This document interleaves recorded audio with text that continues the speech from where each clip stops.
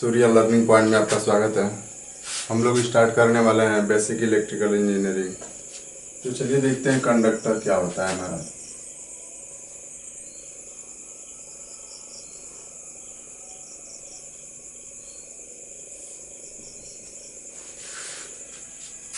तो हमारा कंडक्टर क्या होता है?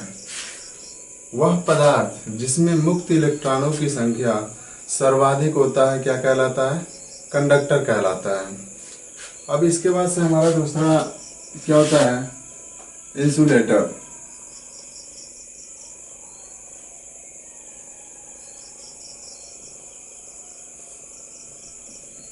इंसुलेटर क्या कहलाता है?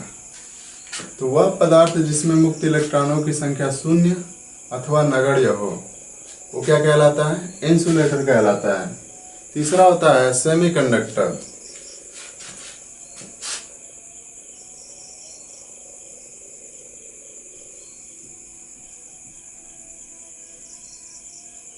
तो सेमीकंडक्टर क्या कहलाता है? वह पदार्थ जिसमें मुक्त इलेक्ट्रॉनों की संख्या कंडक्टर से कम व इंसुलेटर से अधिक होता है क्या कहलाता है? सेमीकंडक्टर कहलाता है। अब यहाँ पे एक कॉन्सेप्ट आता है current.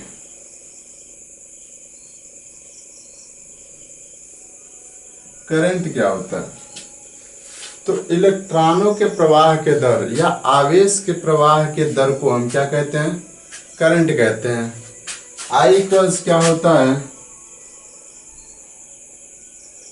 I equals D Q by D T. तो ये क्या है? इलेक्ट्रॉनों के प्रवाह के दर को करंट कहते हैं। अब हम पहले क्या देखे हैं? कंडक्टर। कंडक्टर में क्या था? जहां पे मुक्त इलेक्ट्रॉनों की संख्या अर्थात जिस पदार्थ में मुक्त इलेक्ट्रॉनों की संख्या सर्वाधिक थी वो कंडक्टर था, और जिसमें मुक्त इलेक्ट्रॉनों की संख्या शून्य अथवा नगण्य था वो क्या था? इंसुलेटर। और जो इन दोनों के बीच में था वो था क्या? हमारा सेमीकंडक्टर। तो इसको कैसे ये डिफाइन कर रहे हैं? अगर जो मान लीजिए यहाँ पे क्या ये कोई मटेरियल है, इसमें क्या है? बहुत सारे फ्री इलेक्ट्रॉन है, मुक्त इलेक्ट्रॉन है। जैसे मान लीजिए कॉपर हो गया, एल्युमिनियम हो गया या सिल्वर हो गया। तो अब हम क्या करते हैं? जब हम इस पे वोल्टेज अप्लाई करते हैं तो इस मटेरियल में क्या होते हैं? फ्री इलेक्ट्रॉन रहते हैं। तो वह फ्री इलेक्ट्रॉन क्या करते हैं? प्रवाहित होने लगते हैं। अर्थात इधर से इस वोल्टेज के फोर्स के कारण इधर से मानकर चलिए इस डायरेक्शन में क्या होने लगते हैं? प्रवाहित होने लगते हैं। तो यहाँ से जो इलेक्ट्रॉन है यहाँ भी आ सकता है या पूरे सर्किट में मूव करने लगता है। तो अब क्या हुआ? इस प्रकार से इस कंडक्टर में जितने मटेरियल जितने क्या है? फ्री इलेक्ट्रॉन है वो पूरे के पूरे क्या करने लगे? मूव करने लगे, अर्थात घूमने लगे, इसमें प्रवाहित होने लगे। तो ये इसमें जब इलेक्ट्रॉन प्रवाहित होगा तो इलेक्ट्रॉन के प्रवाह की दर को क्या कहेंगे? करंट। तो यही रीजन है कि जो मुक्त इलेक्ट्रॉन होते हैं इसी के कारण से कंडक्टर के एक सिरे से दूसरे सिरे तक धारा प्रवाहित होती है। हम ये भी कह सकते हैं कि वह पदार्थ जिसमें धारा का प्रवाह एक सिरे से दूसरे सिरे तक आसानी से हो सकता है क्या कहलाता है? कंडक्टर कहलाता है। अर्थात मान लीजिए अगर जो ये कोई मटेरियल है इसमें धारा का प्रवाह यहाँ से यहाँ हो जाए सुगमता पूर्वक तो क्या कहलाएगा? कंडक्टर कहलाएगा। लेकिन वो हो किसके कारण रहा है? इसके अंदर उपस्थित क्या? फ्री इलेक्ट्रॉन के कारण हो रहा है। अब मान लीजिए दूसरा केस क्या बनता है? इसमें फ्री इलेक्ट्रॉन है ही नहीं, तो यहाँ पे हम वोल्टेज जब वोल्टेज अप्लाई करेंगे तो फ्री इलेक्ट्रॉन है नहीं, तो इसमें कोई इलेक्ट्रॉन प्रवाहित होगा नहीं। और जब कोई भी इलेक्ट्रॉन इस कंडक्टर में या फिर इंसुलेटिंग मटेरियल में जब प्रवाहित होगा नहीं तो क्या इसमें कोई करंट प्रवाहित होगी क्या? तो इसमें करंट प्रवाहित नहीं होगी। यही रीजन है कि जो हमारा इंसुलेटर होता है इसमें पहला तो क्या? फ्री इलेक्ट्रॉन नहीं होता है, इसी कारण से करंट जो होता है एक सिरे से दूसरे सिरे तक प्रवाहित नहीं होता है। और तीसरा क्या है? सेमीकंडक्टर। सेमीकंडक्टर में फ्री इलेक्ट्रॉन होते हैं बट कंडक्टर से कम होते हैं और इंसुलेटर से अधिक। यही कारण है कि इसमें करंट, सेमीकंडक्टर में करंट तो प्रवाहित होता है लेकिन कंडक्टर की अपेक्षा क्या होता है? कम होता है। परंतु इंसुलेटर की अपेक्षा अधिक होता है। अब हम देखने वाले हैं क्या, रेजिस्टेंस।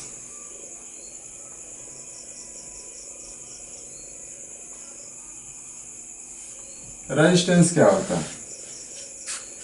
तो किसी पदार्थ का वह गुण या कोई भी कंडक्टिव मटेरियल हो, उसके अंदर वह गुण विद्यमान रहता है जो धारा का विरोध करता है, वही क्या कहलाता है, रेजिस्टेंस कहलाता है।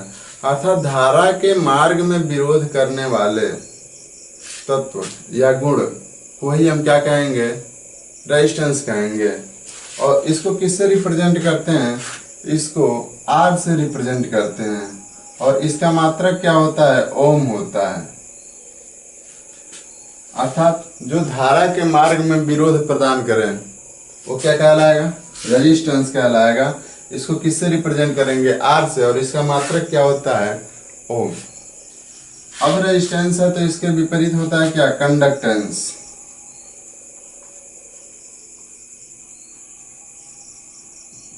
कंडक्टेंस क्या होता है, तो जिस प्रकार से रेजिस्टेंस धारा के मार्ग में विरोध प्रदान करता है, सिमिलरली वैसे ही कंडक्टेंस धारा को प्रवाहित करने में सहायता प्रदान करता है। और यह क्या होता है, यह रेजिस्टेंस का उल्टा होता है।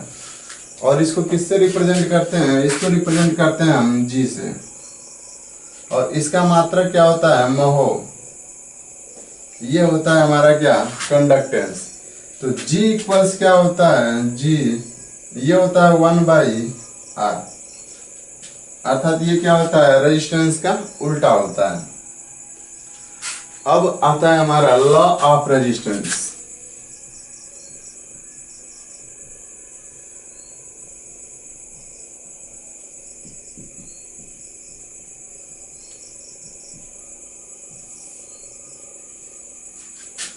लॉ ऑफ रेजिस्टेंस, तो रेजिस्टेंस के नियम के अनुसार जो हमारा लेंथ होता है, अगर जो उसको बढ़ाते हैं तो रेजिस्टेंस का मान बढ़ता है। अर्थात R प्रोपोर्शनली किसके होता है, L के। R प्रोपोर्शनल L होता है। और दूसरा क्या होता है, R प्रोपोर्शनल 1/A। अर्थात एरिया ऑफ क्रॉस सेक्शन बढ़ाने पे रेजिस्टेंस का मान क्या होता है, कम होता है, और एरिया ऑफ क्रॉस सेक्शन का मान कम करने पे क्या हो जाएगा, रेजिस्टेंस का मान बढ़ जाएगा। तो यहां से R इक्वल्स क्या हो जाता है, रो L/A। यहाँ पे रो क्या है, रो इक्वल्स क्या हो जाएगा, स्पेसिफिक रेजिस्टेंस।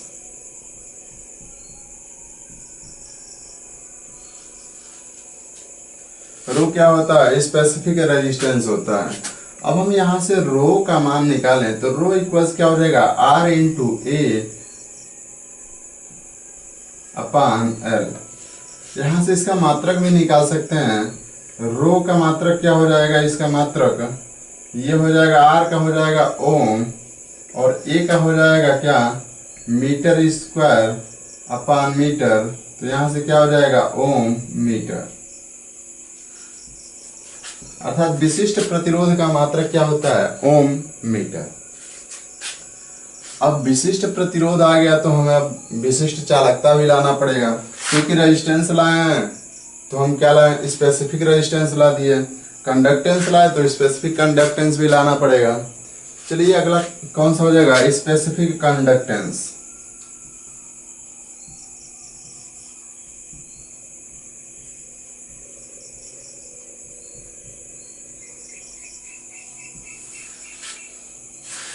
ये क्या होता है, ये जो है स्पेसिफिक कंडक्टेंस, ये क्या होता है, स्पेसिफिक रेजिस्टेंस का उल्टा होता है।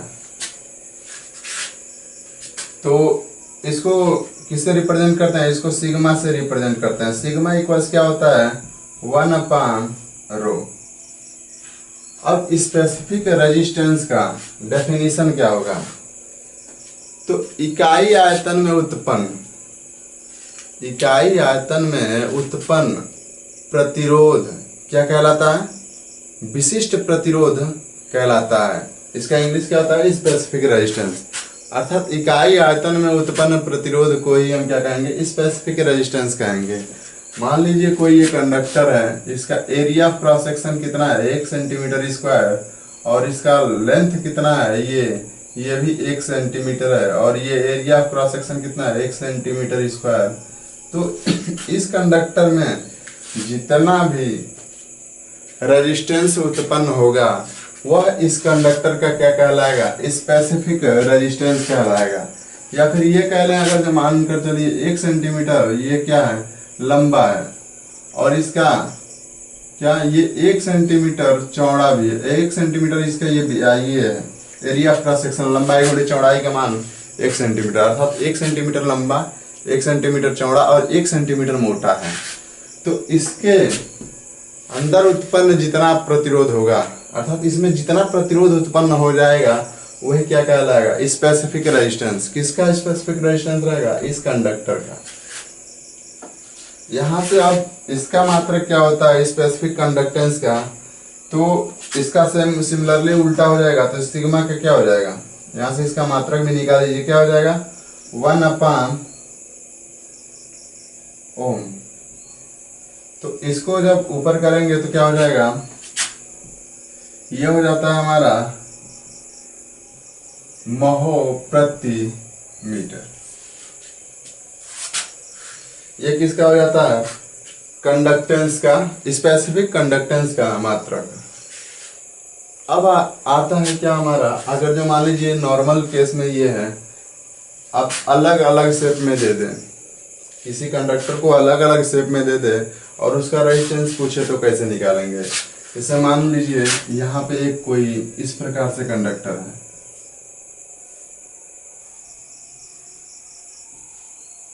और इसके सापेक्ष अगर जो रेजिस्टेंस पूछ रहे हैं, ये लेंथ दिया है कितना a, और ये दिया है b, और ये दिया है कितना c।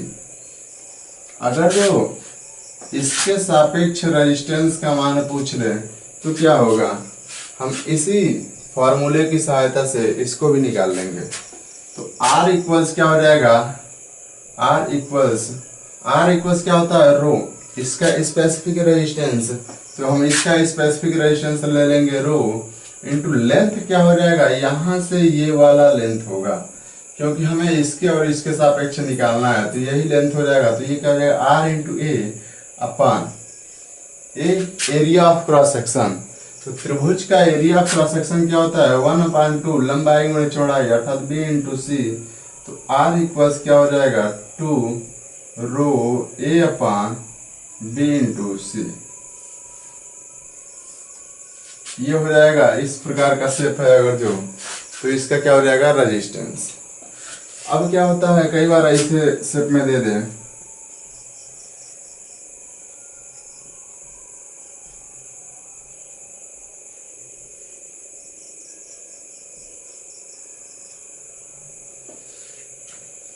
ये लेंथ कितना दिया है, ये दिया है हमारा a, और ये लेंथ दिया है b, और ये कितना दिया है c। अब ये इसके और इसके सापेक्ष पूछ ले, अर्थात RA पूछ ले, तो इसका मान क्या हो जाएगा। तो फिर इसका क्या लेंगे, सबसे पहले रहेगा हमारा स्पेसिफिक रेजिस्टेंस रो, इसका लेंथ क्या हो जाएगा इसके सापेक्ष, अर्थात इसे जब देखेंगे तो ये लेंथ हो जाएगा हमारा, ये हो जाएगा R इंटू ए अपॉन, और क्या हो जाएगा एरिया ऑफ क्रॉस सेक्शन, लंबाई गुणे चौड़ाई, क्योंकि ये हो जाएगा हमारा चतुर्भुज, तो ये क्या हो जाएगा b इंटू सी। अब अगर जो इसके और इसके सापेक्ष पूछ ले ऊपर नीचे ऐसे, तो क्या हो जाएगा, तो इस कंडीशन में हमारा लेंथ ये हो जाएगा, क्योंकि इसके और इसके सापेक्ष पूछेगा तो लेंथ हमारा क्या हो जाएगा, ये हो जाएगा c।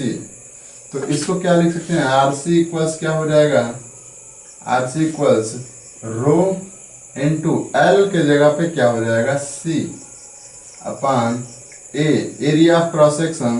तो ये क्या हो जाएगा, ये लंबाई a गुणे चौड़ाई b, ये हो जाएगा हमारा क्या RC, अर्थात इसके और इसके सापेक्ष। अब क्या हो जाएगा, अगर जो इनके इधर से और इधर से इसके सापेक्ष हम रेजिस्टेंस का मान निकालें तो क्या हो जाएगा, अर्थात RB इक्वल्स क्या हो जाएगा, RB तो ये सिमिलरली रो इंटू एल के जगह पे इसमें क्या हो जाएगा, इसके सापेक्ष निकालना है, तो ये हो जाएगा एल की जगह पे B upon area cross section C into ए।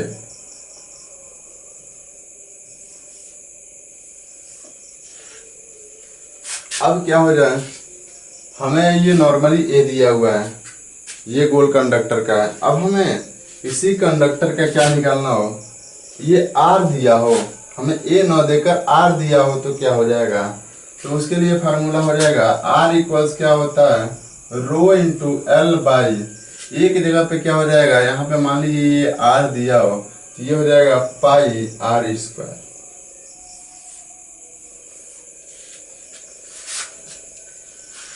तो इस प्रकार से आप चाहे जिस शेप में हो, त्रिभुजाकार हो, घनाभ में हो या फिर गोल में हो, आप किसी भी कंडक्टर का रेजिस्टेंस आसानी से कैलकुलेट कर सकते हैं। अगर वीडियो अच्छा लगे तो वीडियो को लाइक तथा शेयर जरूर करें, साथ साथ चैनल को सब्सक्राइब भी करें। धन्यवाद।